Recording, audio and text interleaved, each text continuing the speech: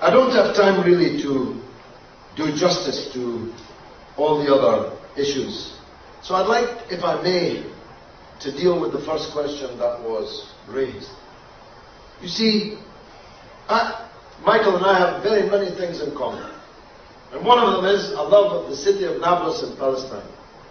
He moved mountains to get 18 people in Preston to support my city of Dundee with Nablus. 27 years ago, I had the advantage of being in command of the majority of the council that Michael did not have. And Dundee City Hall became the first public building in the Western world to fly the Palestinian flag. In 1980, 27 years ago. I joined this Palestinian cause in 1975, 32 years ago.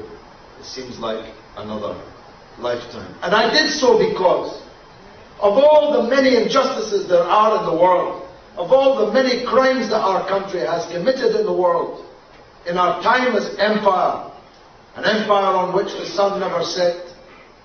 As my old grandfather used to say, that's because God would never trust the British in the dark. Couldn't afford to let the sun set upon it. Palestine was the one that stood out most for me, because it was the only one in which we, our country, promised somebody else's country. And that led, you know, we hear a lot of talk about Iran wiping people off the face of the earth, off the map. There's only one country being wiped off the map, and it's Palestine. Go and check your atlas and see. And the Palestinian people were scattered to the four winds as refugees, stateless, paperless, statusless, hunted from pillar to post, massacred by this or that Arab regime, puppet presidency or corrupt kingdom. But to add insult to that very considerable injury, the Palestinian people were called the terrorists. And the people who actually were the terrorists were called the victims of terrorism. It was such an Orwellian reversal of the truth that it burned in my breast as a rage which has never dimmed. Now, the terrorist state of Israel, which has broken more international laws than all other countries in the world put together, which has broken more United Nations Security Council resolutions than anybody else, which has, by the way, hundreds of nuclear weapons, which it acquired illegally with British and American help. We're threatening to bomb Iran, which doesn't have a single nuclear weapon, whilst Israel is allowed to have hundreds of nuclear weapons, most of them pointed at Iran. The injustice of this is so outrageous. It surely moves the hearts of anyone with a heart if the case is put to them. You know, Israel has never been sanctioned, never been attacked, never been threatened with war by Britain or America. The only sanction, I say, Israel's ever had to face is to be forced to participate in the Eurovision Song Contest every year. It's punishment, I know, but it hardly fits the crime. So I agree with the first question.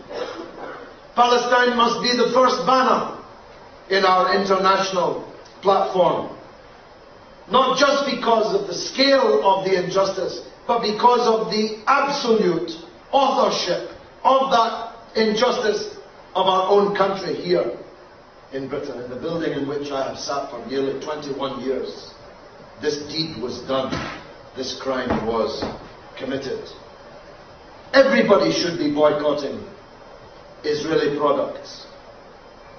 Not just because Israel is a rogue state, but because they're probably not Israeli products at all. They're probably grown on stolen land, using stolen water, stolen from the Palestinian people themselves.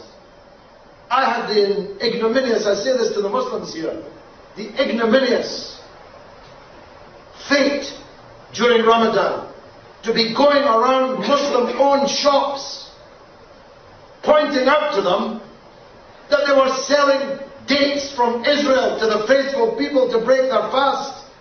Dates which had Palestinian blood on them. So we must start with the Muslim shopkeepers, and the rest of the shops must be picketed. People must organize behind the Palestinian Solidarity banner to do positive things for the Palestinians, like twinning. You don't have to be in command of a local authority to twin. Your school can twin with a Palestinian school, your hospital, your union, your church, your mosque. Believe me, a little from here goes a long way.